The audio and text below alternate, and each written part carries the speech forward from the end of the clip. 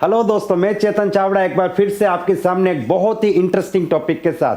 Topic यह है कि सर मैं बहुत मेहनत करता हूं, बहुत कोशिश करता हूं, अपनी टीम को लीडर बनाना चाहता हूं, डुप्लीकेट करना चाहता हूं, बिल्कुल अपने जैसा बनाना चाहता हूं, but I am getting one difficulty and what is that कि मेरी जो डाउनलाइन है, मेरी जो टीम है वो मेरी बात ही नहीं मानती। और मैं जानता हूं कि ये समस्या बहुत लोगों को आ रही है। तो आज इस वीडियो के माध्यम से मैं आपको इसका रीजन बताऊंगा और साथ में I am going to give you 6 rules. अगर आपने 6 रूल जान लिए तो ऐसा हो ही नहीं सकता कि आपकी डाउनलाइन आपकी बात ना माने। लेकिन सबसे पहले अगर अभी तक आपने इस चैनल को सब्सक्राइब नहीं किया तो इस चैनल को सब्सक्राइब कर लीजिए और अधूरा काम मत कीजिए, साथ में बेल आइकन भी दबाइए जिससे कि अगले वीडियो का नोटिफिकेशन आपको सबसे पहले मिले।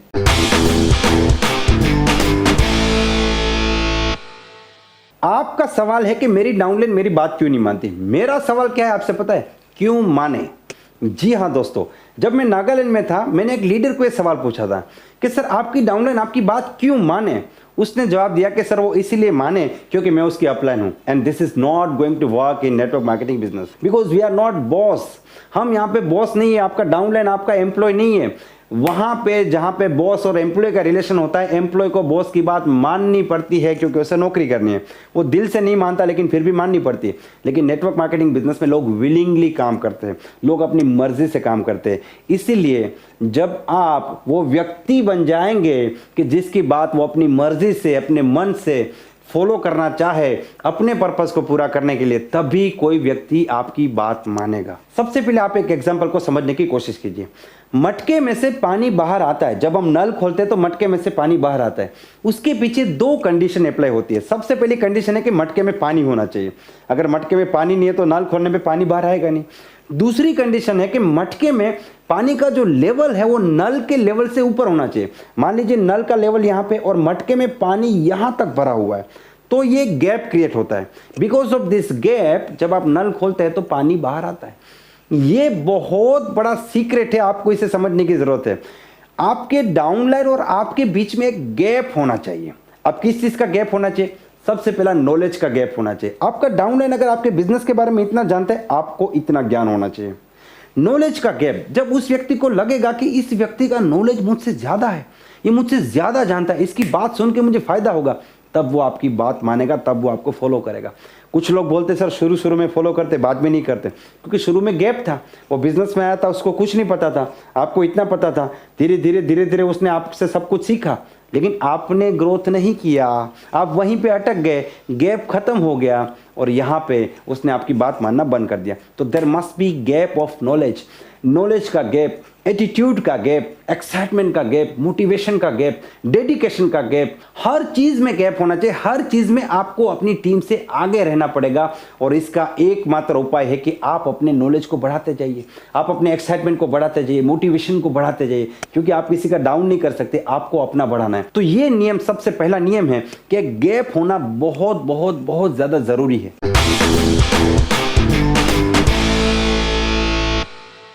रूल नंबर 2, आप अपनी डाउनलाइन के साथ कभी दोस्ती मत कीजिए। Never never never never make your downline your friend, क्योंकि जैसे ही दोस्ती बनेगी सेम लेवल पे आ जाएंगे। वो आपको अपलाइन की तरह ट्रीट नहीं करेगा, वो आपको दोस्त की तरह ट्रीट करेगा और वो आपसे सब कुछ सीखना बंद कर देगा, क्योंकि लेवल सेम हो गया। जहां पे गैप खत्म हो गया, लेवल सेम हो गया, वहां पे मटके में से पानी बाहर नहीं आएगा। इसीलिए बहुत से लोग हैं अपनी डाउनलाइन के साथ दोस्ती कर लेते हैं, फिर बोलते हैं सर ये मेरी बात नहीं सुनता, ये मुझे हर चीज मजाक में लेता है। गलती आपकी है, आपने गैप नहीं रखा, आपने दोस्ती बना ली और ये जो रिश्ता अपलाइन और डाउनलाइन का था ये दोस्तों में बदल गया और दोस्त एक दूसरे से कुछ नहीं सीखते, एक दूसरे से सिर्फ हंसी मजाक करते हैं। तो ये दोस्ती कभी नहीं बनानी है। पूरी दुनिया पड़ी है आपके पास दोस्ती बनाने के लिए, आप दोस्ती वहां बनाइए, टीम में कभी दोस्ती मत बनाइए। कई लोगों का सवाल है कि सर अपलाइन और डाउनलाइन के बीच का रिश्ता कैसा होना चाहिए। ये रिश्ता दोस्ती का नहीं होना चाहिए, ये रिश्ता रिस्पेक्टेबल होना चाहिए। दोनों के बीच में एक गैप होना बहुत बहुत बहुत ज्यादा जरूरी है।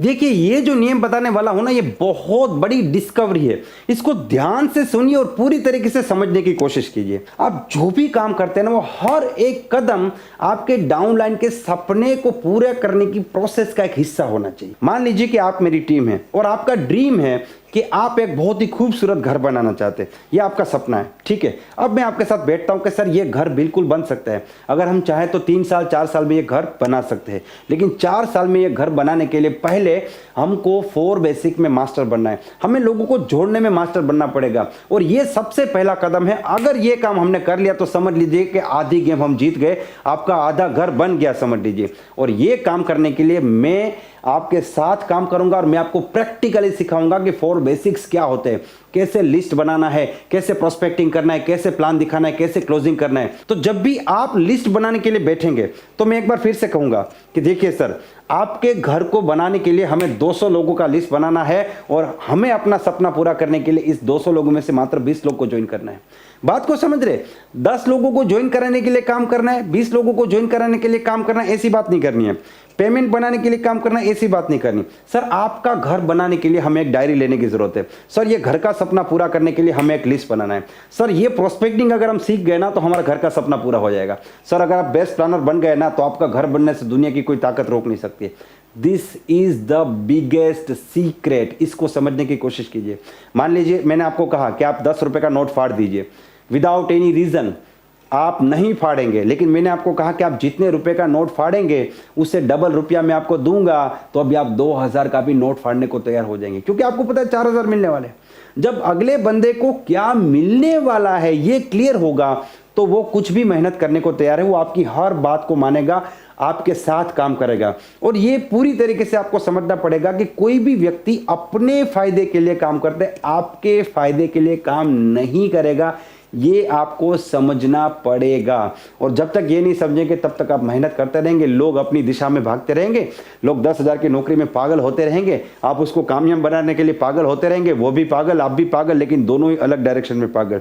ये दोनों एक साथ मिलकर पागलपन के साथ आगे बढ़ेंगे, तभी यहाँ पे इतिहास बनेगा।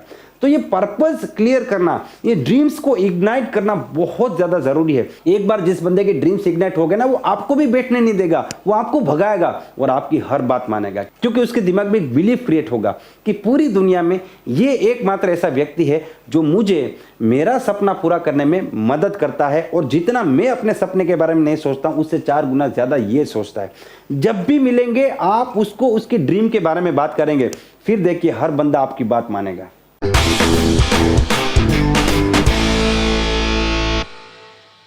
अब इस नियम को ध्यान से समझ लीजिए। लोग ये याद नहीं रखते कि आपने उनके लिए कितना किया, लेकिन लोग हमेशा ये याद रखते हैं कि आप उनकी कितनी केयर करते हैं। तो एज ए लीडर आपको एक चीज समझनी है कि you must be a caring person. आपको अपनी टीम की केयर करनी है। आप उनके बारे में भला सोचते हैं, बिजनेस की बात करते हैं, उनके लिए बहुत से प्लान दिखाते हैं, उनको फोन करते हैं, उनको टाई पहनना सिखाते हैं, उनको डायरी मेंटेन करना सिखाते हैं, उनको सपने देखना सिखाते हैं, उनको मोटिवेट करते हैं, सब कुछ करते हैं। लेकिन अगर आप उनकी केयर नहीं करेंगे तो वो लोग हमेशा यही बात सोचेंगे कि आप जो भी कुछ करते हैं वो आप अपने मकसद के लिए करते हैं, अपने पर्पस के लिए करते हैं। You must be caring. जब भी आप टीम को फोन करें तो डायरेक्टली मत बोलिए कितने प्लान हुए, कितने फॉलोअप हुए, कितना पे आउट आया, कितने प्रोडक्ट सेल हुए। नहीं, आप उनको बात कीजिए कि कैसे है, कहां पे है, आपने खाना खाया कि नहीं। You must be caring. अगर आप अपनी टीम की केयर करेंगे तो कोई भी व्यक्ति जिंदगी में आपका मान, आपका सम्मान कभी कम नहीं होने देगा और हमेशा आपकी बात मानेगा। तो इस चीज को हमेशा याद रखिए। आप 1000 प्लान दिखाएंगे वो बंदा भूल जाएगा, लेकिन अगर आपने उनकी केयर की है तो वो जिंदगी में कभी नहीं भूलेगा। इसलिए आपको केयर करना बहुत बहुत बहुत ज्यादा जरूरी है।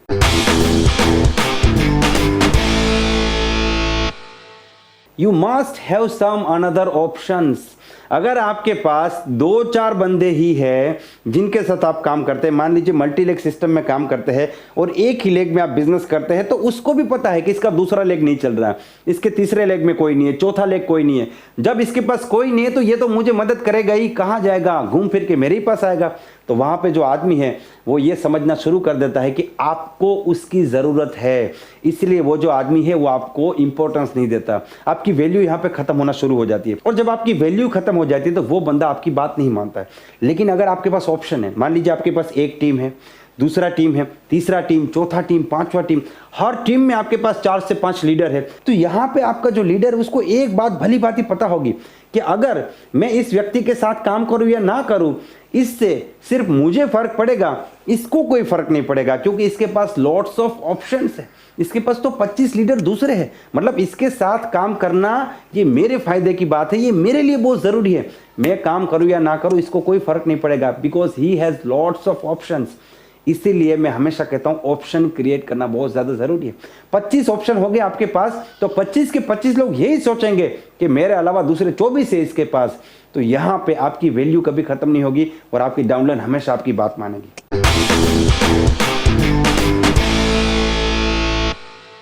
Never never never show your weaknesses in front of your downline. देखिए, दुनिया में हर व्यक्ति की स्ट्रेंथ और वीकनेस होती है, मेरी भी स्ट्रेंथ और वीकनेसेस भी है। दुनिया में हर व्यक्ति की वीकनेसेस होती है, लेकिन आपको कभी भी अपनी वीकनेसेस जो है वो अपनी टीम के सामने नहीं बतानी है। आपके घर में क्या चल रहा है वो कभी अपनी टीम के सामने पता नहीं चलना चाहिए। आपका पेमेंट कितना, आपका पे आउट इस महीने कम आया, ज्यादा है, कभी भी अपनी टीम के साथ शेयर मत करो, क्योंकि बिजनेस अप एंड डाउन होता रहेगा। कभी बिजनेस डाउन है, आपका पे आउट डाउन हो गया, तो आपकी टीम आपको जज करना शुरू कर देगी। मतलब वो आपको पूरी तरीके से माप ले, ऐसा नहीं होना चाहिए। आपके बारे में जानने के लिए बहुत कुछ बाकी होना चाहिए, हर चीज मत बता दीजिए। जैसे आपका पे आउट कितना है, आपके कितने लेग में बिजनेस चल रहा है, वहां पे कितने लोग काम कर रहे हैं, आपकी घर की क्या समस्या, आपके ऊपर कितना कर्ज है, सब कुछ मत बता दीजिए। खास करके कमजोरी, मान लीजिए कि आपकी कोई वीकनेस है, कोई कमजोरी है, किसी को गुस्सा बहुत जल्दी आ जाता है, किसी के ऊपर बहुत ज्यादा कर्जा होता है, तो इस प्रकार की कोई भी कमजोरी है वो आप उनके सामने शो मत कीजिए। क्योंकि दुनिया में कोई भी व्यक्ति जब आपकी कमजोरी जान जाता है तो वो आपको कमजोर व्यक्ति मानने लगता है, फिर वो आपको रिस्पेक्ट देना बिल्कुल बंद कर देगा और वो आपकी बात मानना भी बंद कर देगा। तो मुझे पूरी उम्मीद है दोस्तों ये 6 नियम आपको पसंद आए होंगे और ये 6 के 6 नियम को अपनी टीम में अप्लाई कीजिए और मजदूर मत बनिए, मेहनती इंसान बनिए। क्योंकि काम करने के बाद भी परिणाम नहीं मिलेगा तो ये मजदूरी है, और काम करने के बाद परिणाम मिलेगा तो ये हमारी मेहनत है। इस वीडियो के कमेंट सेक्शन में आप जरूर बताइए कि 6 में से कौन सा रूल आपको सबसे ज्यादा महत्वपूर्ण लगा। और दोस्तों, आप यहाँ पे अपनी क्वेरीज भी पूछ सकते हैं, अपने सवाल भी पूछ सकते हैं, जिससे मैं उस टॉपिक के ऊपर अगला वीडियो बनाऊंगा। अगर ये वीडियो आपको पसंद आया है तो इसे लाइक कर दीजिए, चैनल को सब्सक्राइब कर दीजिए और ये वीडियो उन लोगों तक जरूर भेजिए जिनको इनकी जरूरत है। Wish you all the best and be the best.